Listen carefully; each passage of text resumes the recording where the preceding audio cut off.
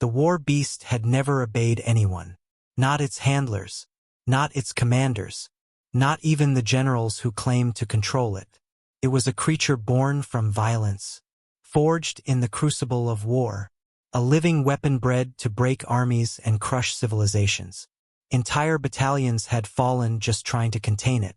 Cities had burned when it broke free. And now, it stood in chains at the center of Outpost K-17. Massive, towering, its body covered in black armored scales that shimmered like molten iron. Its breath came out in low, rumbling growls that made the ground tremble. 6 glowing eyes scanned everything around it, calculating, judging, waiting. Around it, heavily armed soldiers kept their distance, weapons ready, safety protocols active, fingers trembling just slightly on triggers, because everyone there knew the truth. Those chains? They weren't enough. Commander Rhyll stood on the observation platform above the containment chamber, arms crossed tightly behind his back. "Status," he demanded. A technician swallowed nervously. "Sedation levels holding, sir." "But it's adapting again." Rhyll's jaw tightened. "Of course it is. The war beast always adapted. That's what made it unstoppable. Why are we even keeping it alive?" Another officer muttered. "We should have terminated it cycles ago." Rhyll didn't answer immediately. His eyes stayed locked on the creature below. "Because," he said finally, "if we can control it, we win every war before it begins." Below them, the war beast shifted. Chains groaned. The entire room froze. One wrong move, and this outpost would become another crater in the stars. That's when the doors opened. Softly, quietly, almost unnoticed. A small figure stepped inside. No armor. No weapon, no fear, just a little human girl. First, no one reacted, because it didn't make sense. She couldn't be there. This was a restricted military zone, the most dangerous containment chamber in the sector. And yet, there she was, small, fragile, wearing a simple worn-out jacket and holding a tiny stuffed toy in her hand. "What is that child doing here?" a guard shouted, panic rising instantly. Alarms didn't trigger yet, but tension exploded across the room. "Get her out. Now!" But it was already too late. The girl had stepped past the first barrier. Then the second. Then the third. Each security layer designed to stop elite soldiers. And somehow, she walked through them like they didn't exist. Commander Rhyll's voice cracked through the comms. "Stop her. Don't let her get any closer." But no one moved fast enough. Because down below, the war beast had noticed her. The creature's 6 glowing eyes locked onto the tiny human.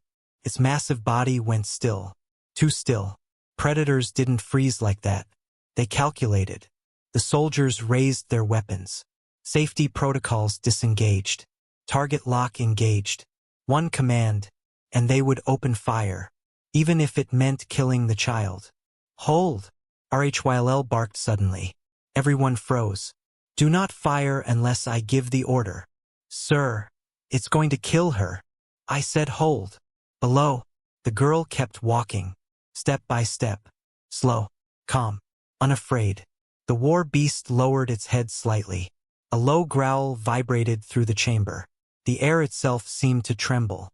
The girl stopped, just a few meters away from it. Close enough, that one strike, one snap, one movement, and she would be gone. She tilted her head slightly, studying the creature, not with fear, but with curiosity. And then, she spoke, softly. "Hi!" Every soldier in the room held their breath. Because no one spoke to the war beast like that. It growled again, louder this time. Chains rattled. Energy barriers flickered. "Sir, we're losing containment. Hold position." Rhyll snapped. But even he didn't sound sure anymore. The girl didn't move, didn't run, didn't scream. She just stood there, looking at the monster like it wasn't a monster at all. "Are you lonely?" she asked. The chamber went silent, completely silent, because that question made no sense. The war beast blinked. Once, twice, His growl softened, just slightly. The girl took another small step forward. "Everyone's scared of you, aren't they?" A technician whispered, barely audible. "What is she doing?" The war beast's breathing slowed. The violent tension in its muscles shifted. Something unfamiliar, something ancient, stirred beneath layers of rage. The girl smiled gently. "I think you're just sad." And then, she did something no one in that galaxy had ever dared to do. She raised her tiny hand and pointed at the ground. "Sit." Time stopped. Every weapon was aimed. Every system was ready to fire. Every mind in that room screamed the same thing. This is it. The war beast moved. A massive claw shifted. Chains tightened. The ground trembled. Soldiers prepared to shoot. Energy levels spiked. Commander RHLL whispered, "Don't." The beast's head lowered further. Its eyes locked onto the girl, searching, questioning, remembering something long buried. And then, slowly, impossibly, the war beast sat down. Silence. Absolute silence. No alarms. No explosions. No chaos. Just a creature built for destruction, sitting quietly in front of a small human child.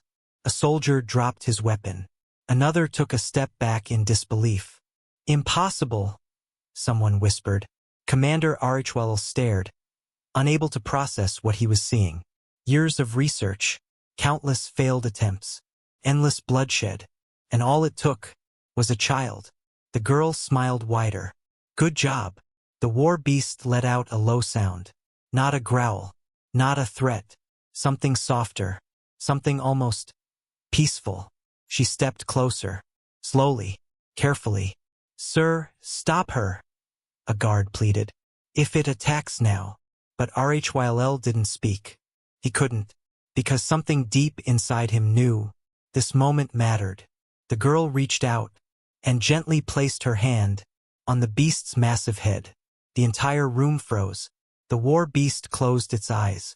And for the first time since it had been created, it was calm. Tears filled the eyes of one of the technicians. "I don't understand."